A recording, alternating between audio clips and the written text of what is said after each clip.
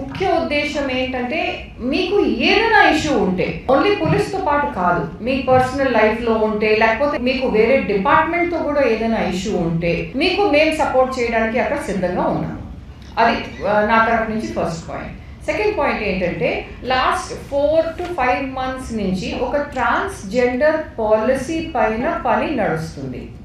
మా వైపు నుంచి కూడా మేడం కూడా చాలా క్లియర్ కట్ కొన్ని ఇష్యూస్ మీ పైన మీ దృష్టికి తీసుకురావడం జరిగింది. ముఖ్యంగా ఈ యొక్క ట్రాన్స్జెండర్ పాలసీ అనేది చాలా విషయపైన ఆల్రెడీ వాళ్ళు చాలా అధ్యయనం చేయడం జరిగింది.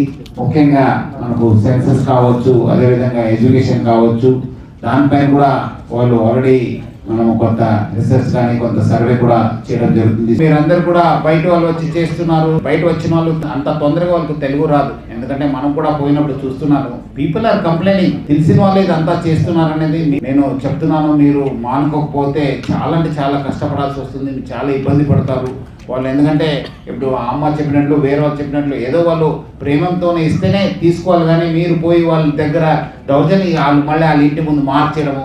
మీరు కూడా కొంతమంది చెప్పినట్లు మీ వైపు ఏమాత్రం జరిగితే మనం డెఫినెట్ మీకు ఇబ్బంది అయితే మన పోలీస్ వాళ్ళు కూడా మన ఆఫీసర్స్ కూడా మనము సెన్సిటైజ్ చేస్తాను. మీకు ఎక్కడ అన్యాయం జరిగితే డెఫినెట్లీ నేను మన వాళ్ళకి సపరేట్గా మీటింగ్ ఉన్నట్టు చెప్పి డెఫినెట్లీ మనము యాక్షన్ తీసుకోవాలని చెప్పి మన వాళ్ళకి క్లియర్ కట్ ఇన్స్ట్రక్షన్ ఇవ్వడం జరుగుతుంది.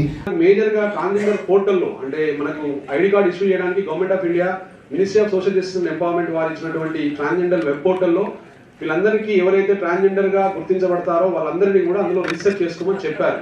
సో దానివల్ల వాళ్ళకి ID cards government of India నుంచి మన జిల్లా కలెక్టర్ గారి ఆధ్వర్యంలో ఇష్యూ చేయడం జరుగుతుంది.